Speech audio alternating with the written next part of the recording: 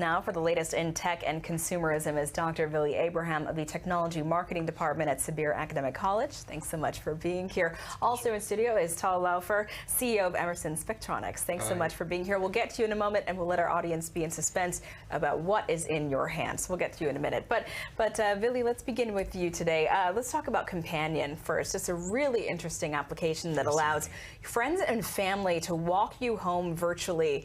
It's really unique. It is. How does it work? Okay, so first of all, it allows me to virtually walk anybody, whether it's my son or girlfriend, and you really don't have to worry about, their safety, especially in streets. I mean, in the United States, it's worse, but even here in the country, there are some places that are not safe. So if my son went to a bat mitzvah from school and he's coming back at 11 o'clock, I don't have to go out. He can just send a request to me, and I can just follow him through a map. And but how safe do people really feel? How much safety can this really guarantee? Because you are still alone. So how does it make people feel safe when they're using it?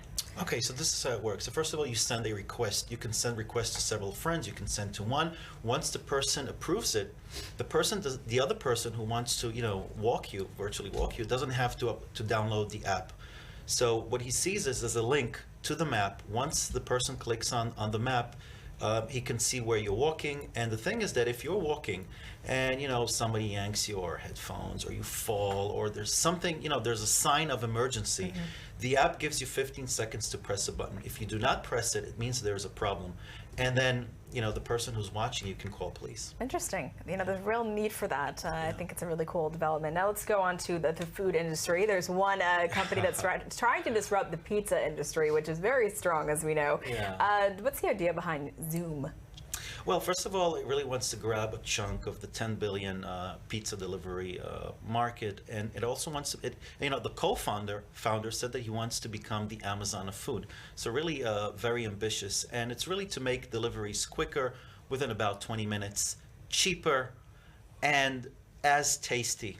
It's as if you've been in a restaurant and you get. But you wonder, will it succeed? Because it'll be replacing a lot of jobs. I mean, I know so many people who worked in pizza restaurants, growing up, and will it work? Yeah, well, this is how it works. First of all, it's a combination of people and robots. So first of all, when you want to order the pizza, you order the pizza through a computer or an app, and a robot takes your order, and it's based on artificial intelligence. Once the order has been made, a person prepares the dough.